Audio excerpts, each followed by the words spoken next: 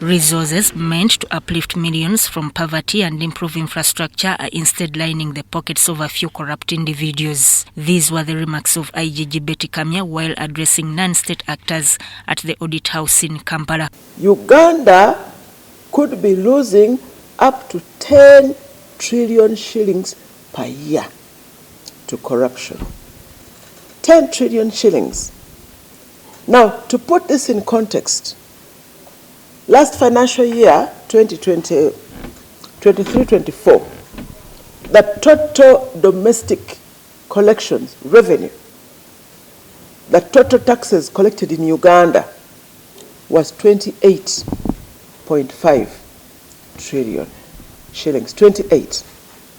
Now, out of 28, which we collect, 10, nearly 44%, is lost to corruption. Kamya stated that funds vanish through bribery, embezzlement and inflated contracts, leaving hospitals without medicine, schools without books and roads in a constant state of disrepair. This money which is supposed to build hospitals is taken by a few people.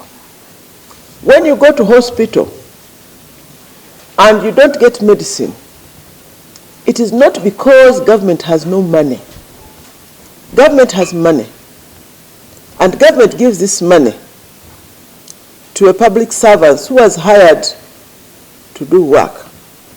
Instead of taking this money to buy medicine, these public servants go and buy their own houses and beautiful cars and take their children to expensive schools.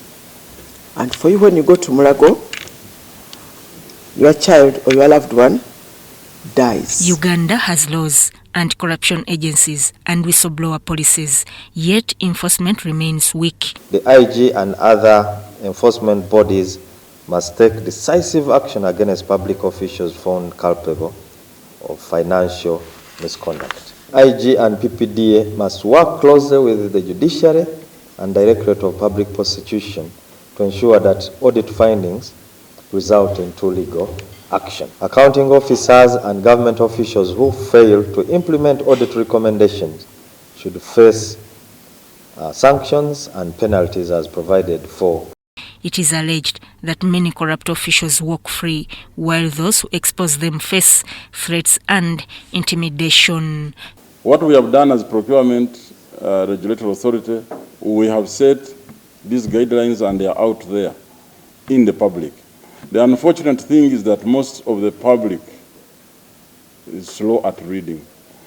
I was even discussing with my seniors that we should now begin summarizing this law in other languages so that it's easier for people to read and understand. Sudat Kaye.